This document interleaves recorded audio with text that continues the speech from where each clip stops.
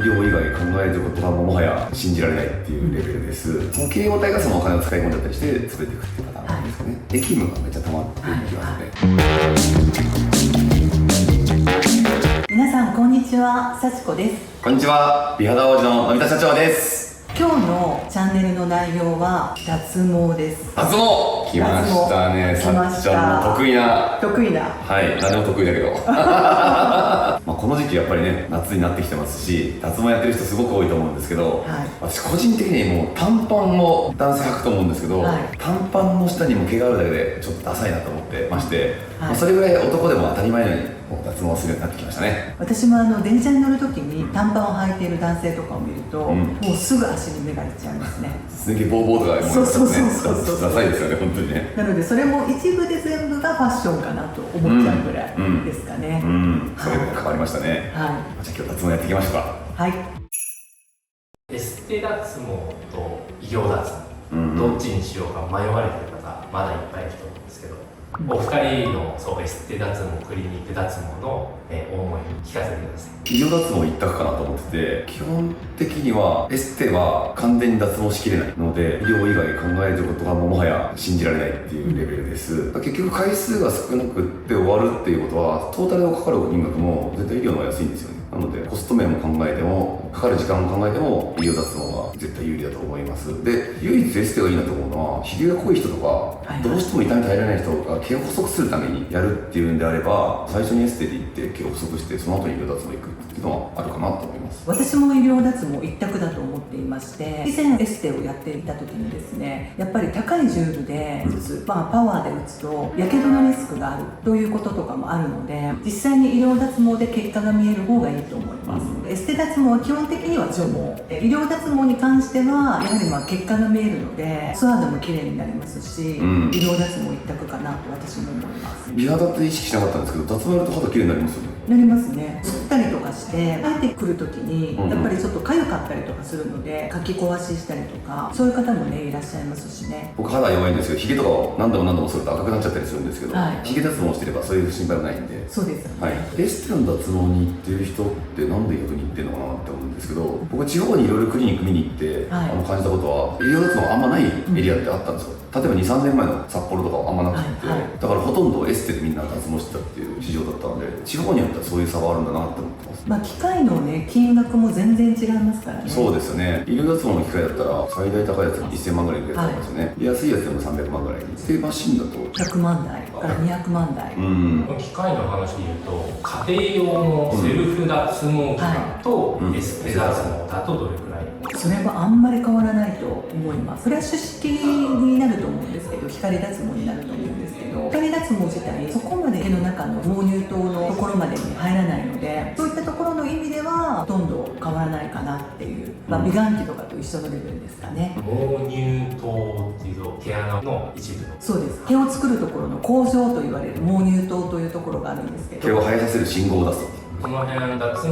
の仕組みみたいなのを簡単に蓄熱と光。大きく分けて蓄熱式と言われる脱毛の種類があります。もう一つは熱破壊式というものがあります。こちらもメラニンに反応させていくものではあるんですけど、蓄熱式の場合に関してはバルジと言われる領域のところに対してやるというのがあったんですけれども、一番最初ですね、業界の中で蓄熱式が流行った時には白髪もレーザーで抜けるぞみたいなところを言われて、で頑張って我々も白髪にも効果がありますよとか外国の方にも効果がありますよとかっていうふうに言ってたんですけれども、実はメラニンの方に効果があって、黒い毛しか反応しない。そう反応しないっていうのが分かったりとかしましたね。施術を受けた後治療のリスクとか、その辺はどれくらい差があったりするんですか？蓄熱式と熱破壊式だったら断然痛くないのは蓄熱式だとは思いますが、男性のような毛を密集してるヒゲ脱毛のところとかにやるのは同じぐらいやっぱり痛いかなっていう感じがあります。熱が入ってくるのが密すぎて。そうです。で一番最初に毛嚢炎もなくなりますよとか、熱破壊式よりも出ないですよとか言いながら、実はめっちゃ出る方とかもいましたので、今となってはそんなに変わらなくて、麻酔も使えたりとかもできますからね。クリニックは基本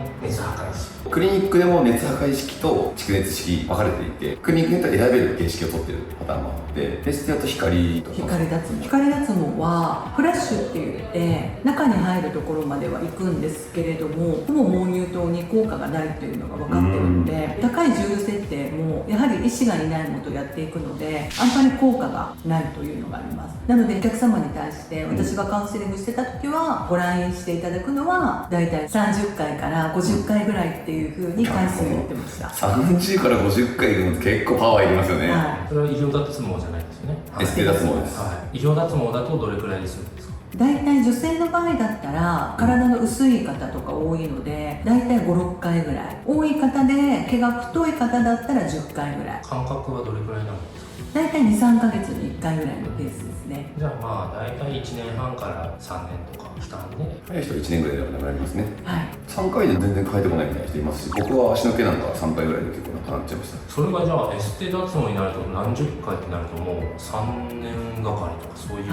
レベル、終わらないんですよね、基本的にエステ脱毛って。終わらないです。終わったってあんま聞かないですもんね。はい、エステ脱毛でよく聞くのは行かなくなったらまた生えてきたみたいな、そういうことなんですかね。そうですね、はい、毛根は弱らせてるだけで、はい、当てなくなったらもう生えてきちゃうから、はい、もうずっと当て続けなきゃいけないみたいな、はい、補足してるだけなんですよね。そうですね。ですよね。では知らない方もいらっしゃると思うので、エステ脱毛とクリニック脱毛の簡単な違い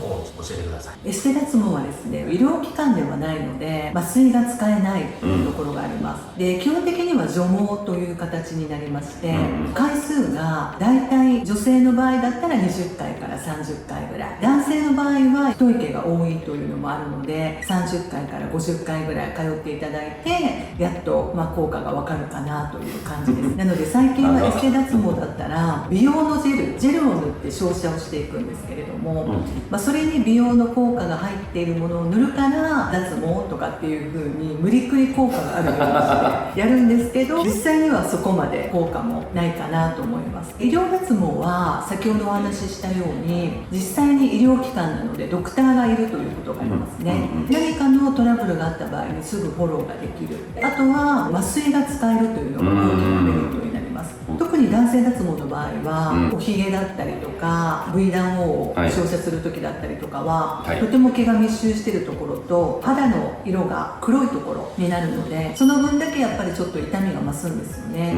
なのでそういう場合だったら麻酔も使えるっていうのがあるので効果が分かりやすくなりますね。実際に介護脱毛って言って50代60代ぐらいになった方とかでもオーラインとかをやる方とかもいらっしゃったりもしますし、介護脱毛すごい効きますね。最近はその介護脱毛が来てるんですか？結構前からね、介護状態になった時にそのおしもの世話とかをしてもらう時にオーラインとかに毛が残ってるとそこに汚物がついたりとかするんで、それが汚らしいっていうことで体が健康なうちに脱毛しちゃうっていうのが介護脱毛ですよね。エステ脱毛といえば何年か前に芸能人がめちゃくちゃ宣伝してた脱毛ラボの一件が記憶に新しいかなと思うんですけど、あれはなんで起こる？加担しちゃった件ですかね。そもそもサロンに関係なく脱毛ってみんなコース契約するんで液務がめっちゃ溜まっていきますね。液務がどんどん溜まっていってでその消化がどんどん予約で埋めていくんですけど埋まんなくなってくるんですよね。埋まんなくなってくるとクリニックだったら分院を出して、そこで消化するようにとかってやっていくんですよね。契約を先にもらってお金を預かるっていう前向き金でどんどん回してるみたいなビジネスだからどっかで飛んじゃうみたいなことってありますよね。サロンもありますね。飛んじゃうっていうのは経営破綻して駅務を万歳してごめんなさいして消費者がお金返金されずに終わっちゃうっていうそういうことですね。エステも医療脱毛も何件もありますよ。脱毛ラボの件とかも結局は倒産してるじゃないですか、儲かってはないんですよね。会計書上の話したようにコース5回で20万とかの契約になると1回4万円のサービスを提供してるみたいな形になるので計算上は4万円の売り上げが立つんだけど先に20万円の現金が入ってくるんで残りの16万から駅務という言葉で残るんですよね。お客様に支払わなきゃいけないサービスの残債としてあるんですけどこれがどんどん溜まっていっちゃうモデルがこの脱毛ですよね。そうですね。一時期はやっぱり某有名 YouTuber とか、あとはねジャニーズを辞めたさんとか以前私が勤めてたクリニックのところで売り上げがすごくいったら小さい箱から大きい箱に引っ越すんですけど、引っ越しの後はさんが入ってたっていうのがあります。なのですごくお金をかけずに出してたんだなっていうのはこれはあんまり YouTube に載っけれないかもしれないけれども結構美容クリニック業界でも居抜きでそうです多いですよ、なるほど。安くクリニックを展開していくには居抜きが一番いい、もちろんはい医療脱毛でもエステでも箱のサイズそんなに変わらないんで、もうそのまま使えるから、はいエステとしては投資が軽くていいですよね、はいましてやエステは収益性が低いんで損益分岐点を下げるっていう意味でもその跡地に入っているさんとか、はいまあいろんな人いるかもしれないですけど、はいその後はどうなんでしょうか。どんどん休業日が増えていってでスタッフがどんどん忙しいところに出されてでスタッフの給料が未払いになって倒産していくっていうパターンが多いですかね、そもそもでも芸能人の名前でやってるエステとかって彼らはアフィリエイトなんですね、はいだから、はいそこで来てくれた人がお金使ってくれた分の何割かがそのインフルエンサーとかはい芸能人にお金入る仕組みがあって、経営母体は別にその経営母体がそのお金を使い込んじゃったりして潰れていくっていうパターンがあるんですよね、それが脱毛ラボ脱毛ラボもそうだと思いますし、はい宣伝広告塔に立ってた人とか経営母体は別に金がゼロになって倒産したっていうよりも、もうもらうもんはしっかりもらってお客さんに支払わないといけないのだけが残ってお先がちょっと赤になりそうだから早めに尻尾切りした。そうあそうですそうですほとんどそうなってると思う構図的には、多分そうと思うよね。そうですねいつ倒産するいつ倒産するって言われながらずーっと残ってて、で誰かしらなんか違うところが買ってとかで社長を変えたりとかしてよく聞く話ですね。脱毛に関するトラブルの声いっぱいありそうだなと思って調べてきました。こんな資料がぜひ紹介してもらえればと思います。中途解約をすると生産するときにトラブルを生じたっていうことはエステでもクリニックでも、特商法というものが発生します。大体特商法っていうのが1ヶ月以上5万以上プラスの役務提供期間っていうのが1年間なんですけど、永久脱毛で一生ずっと払いますよっていう風になるのは医療ローンを組んだりとかカードで分割したりとかするっていう方ですね。で基本的には1年間以上経ったらコース解約はできないという仕組みになります。中途返礼金が返ってこないってことですか。返ってこないですね、これ読み方によっては、はいもう生涯ずっと脱毛を通い放題無料でできるというふうに読み間違えるんですけど、本当は1年間しか返礼されることがなくってあそうですそうです。例えば5年通い放題とか書いてあっても、2から5年はやめてもらってもお金も返ってこない。だからまあ強制に通い続けるしかないってことですね。そうですね、ところが通い続けるもお店からするとお金にならないんで予約の制限があると。そうなんですよ。1年間の方は自由に予約が取れるんですけどおー1年以上の方に関しては1列取りとか一列取り予約のお部屋が20何部屋あるとしても予約の取り方だったりとかで、基本的には2年以降の方に関してはお部屋が2列しか用意されてない。1番と2番の部屋のみ。他はもう何十部屋も空いてるのに。それはご新規様のためですよね。ご新規様の方と1年間以内の方のため。特徴法の対象になる方だけど、そうですそうです。そんなことになってたんですね、はい返金義務のない人は20部屋あるうちの2部屋しか施術するスペースがないってそうです。これだから同じ場所ではい10年とかってやってるクリニックがあったらこれ成り立たなくなっちゃいますよね。経営が続けば続くほど持っている患者数が増えるわけなんで、そうすると部員出すってことですかね。部員なすもう自転車操業に入るっていうう。他にも事例が3つがあるんですけどもう全部同じ理由ってことですかね。施術有効期間が3年間と言われ契約者が途中解約ができる期間は1年だった。3年通い放題コースを契約し途中解約したら優勝部分は1回のみと返金を断られる。解約になって初めて18回ほどで効果が出る施術だが返金対象が8回までと分かった。それぞれ違いますけどもどれも結局は途中で解約して残ってるお金は戻ってくるはず。と誤認しちゃったってことですね。そうですね、これはどういうことなんですか。この優勝部分は1回の優勝って何ですか。クーリングオフ期間は全く関係なく解約ってできるじゃないですか、はい。なので1回目の消化は8日間以降でしかやらないみたいなところもあると思うんですけど、6回のコース12万のコースだとしたら割る2で1回が2万円だとしても1回分だけはすごい高いみたいなところはあります。消化金額が引かれちゃうってことですか。あ、そうですそうです40万円の施術だったとして1回目の施術だけ30万円。あ、そうですそうですそうです。いう感じです。だからまあ2回目以降どこで解約されても10万以上は払う必要ないみたいな。はい。なので保険とかもそうだと思うんですけど、我々ちっちゃい文字とか見ない契約するときに見ないじゃないですか、うん本当はね書いてあるはずだと思うんですけど、一番最初の時に行った時にはいろんな情報をもう言われすぎてしまって、もう中に入ってないんですよね。でも実はちっちゃい文字で入ってるみたいなパターンが多いかもしれない。通い放題とかってよくプランがあったり、あと永久保証っていうプランがあったりとかすると思うんですけど、結構ね消費者の方とかは誤認したりとかすると思うんですけど、めっちゃしますよ。しますよねずーっと通い放題でずっと行き放題でずっとお金もかからないみたいに聞こえますよね、実際この契約見るとすごいですよね。5年間通い放題って言ってますけども、5年間ずっとこの返金対象になってるかと思いきや、先ほどの2年以降はなかなか予約取れないのもそうだし、さらに1年で返金が終わっちゃうというふうになるんですよね、なのであくまでも1年以降は無償という形の意味でアフターフォローですよっていう多分見せ方をしてると思うんですけど、返金は基本的には1年以内しか対応しないっていう感じのところが多いですかね。エステ脱毛の契約の時に1年しかお金返しませんよってちゃんと説明するんですかね。もうほとんどちょろろっとちょろろっと言い換えると5年通い放題というよりは1年通い放題4年アフターフォローというそういうコースなわけです。そうですそうです。エステはもちろん2年目から5年目までとかの間にその予約取りしづらくさせるとかってね、多分やることですよね。やりますね。絶対やってますよね。これちなみにそのまま話してもよければ話したいことがあって、広告の表現自体も脱毛ってちょっとおかしいことがあるんですよ。これ僕この業界最初に広告見た時に全身5回12万っていう広告があったんですけど、これ本当の全身じゃないんですよね。これ結構みんな間違えるし、僕も最初分からなかったんですけど、ここでいうこの業界で働いてる人の全身は顔もなければ手足の甲もなければうなじもついてないし当然 VIO もない、それ以外のことを全身の5回って言って12万で当時出してたんですよね。 VIO を符合するとプラスじゃあ5万とか、じゃあうなじとか手足のことが全部入れたら本当の全身になったら30万40万とか当たり前になると、で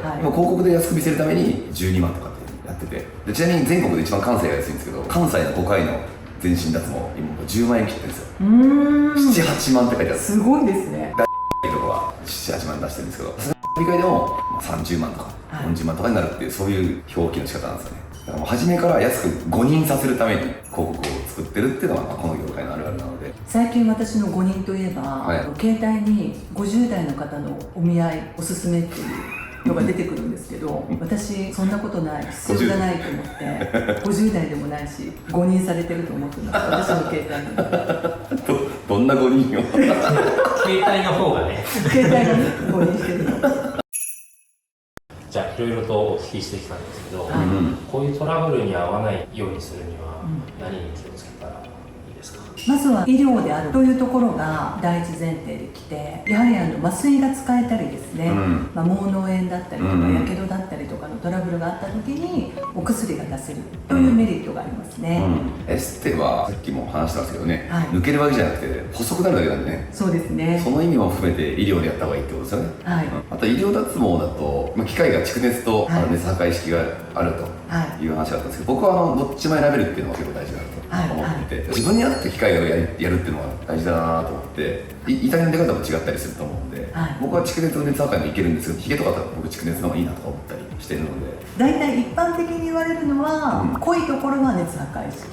薄いところはメディオスターみたいな蓄熱式が効果があるよっていうふうに言われてたりとかするんですけどね。僕は理由があって VIO だけは熱破壊でやってます。なんでですか？そうですね、僕いろんなところでやってみたいって思ったので、単純に熱破壊の違いを試したくてやってるっていう感じだけです。なるほど。興味本位です。あとクリニックによっては都度払い今出てきてると思うので、そうですね。必ず回数を買うっていう青葉クリニック都度払いできるとこ男性で僕知らないんですけど、都度払いがあったらさっきのいきなり潰れちゃってお金が返ってこないとかっていうリスクは多分ないんじゃないですか。なくなりますね。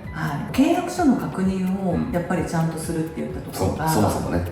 いいと思いますね。さっきの永久保証とかね、通い放題とかね、そういう風なのところは落とし穴になるかなと思ったりしますよね。契約書ってすごいちっちゃく書いてあるじゃないですか。一言一句ちゃんと読む人本当にいないと思うんですよね。いないですよね。基本的には8ポイント以上じゃないと文字の大きさがいけないっていう風に言われるルールがあるんですけど、それを守ってないところも結構あります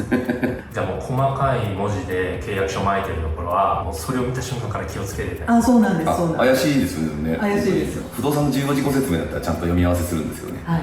エエステの契約とか、はい、医療の契約もそういう読み合わせがないんで、そうですね、はい、ちゃんと見なきゃいけないですよね、はい、さっきの話じゃないですけど、はい、2年目以降の人はこの2部屋しか予約できないみたいになってると、車検にならないんで、予約取りやすいところの確認はね、そうですね、したいですよね、はい、結構大手さんとかでもいろんなところのチェーン店で、分院があったとしてもその分院と患者様との契約で、その分院しか通えなかったりとか、全国でも通えるっていったところがあったりとか、きちっと調べてね、行かれた方がいいかなと思いますね。僕個人的には開業したてのクリニックとかも予約がまだスカスカなので、全然問題なく予約取れるなって思ってるのと、あとは脱毛専門でやってないところの方が、脱毛にあんまり執着してないので予約取れやすいですね。脱毛の部屋を埋めてない可能性があるんで、脱毛以外のこともちゃんとやってるクリニックでやるのは僕はおすすめですね。気をつけるところで言うと、潰れちゃうクリニックの話さっき出たんですけど、潰れる前提でレキュー契約でこう集めて不審な経営の動きをするっていう、例えば反社の人がやってるんじゃないかって言われてるクリニックとかもあったんで、ありましたね、そういうクリニックでは契約をしないっていうのが結構僕は大事かなと思ってます。最近やっぱすごくて、ツイッターとかであのクリニックやばいって結構出るんですよ。時も結構出てて、予約は取れないし、あと働いてる従業員の給与未払いとかも出てて、もうそういうクリニックはほぼ 100% 潰れますんで、僕らには潰れる前にいろいろ情報が入ってきますけど、ほぼ不審な動きしてるので、そういうところでは契約をしないのがいいでしょうね。自分の通ってるクリニックのインスタなりツイッターなりをフォローしてチェックしておくのがいいと思います。クリニック探しするときにはやっぱりツイッターもそうだし、他の SNS を見ておくのが大事じゃないですかね。私個人的には VIO に関しては男性の場合は男性の看護師がやった方がいいと思ってますね。なんでそれはやっぱり細かいところまでちゃんとできるから。根元の方とかまでってことですか？そうですね。女性だと自分についてるものじゃないから、そうです。どう動かしたら、その奥の奥の毛までやれるかわからないからですかね。やっぱり恥ずかしがる患者様もすごく多かったりするので、男性の場合とかだったりとかするとちゃんと陰茎陰嚢までやらないといけないと思うんですけど、そういう場合とかでもきちっとやっぱり同性同士だから何も反応せずに照射ができるというのもあります。反応せずにね。ではこんなところですかね。この動画が少しでも皆さんの参考になりましたら、グッドボタン、チャンネル登録よろしくお願いします。それから皆さんからいただいたコメントがありましたら、私たちがその内容を見て、それを参考に新しい動画を作っていきたいと思います。それではまた皆さん、次の動画でお会いしましょう。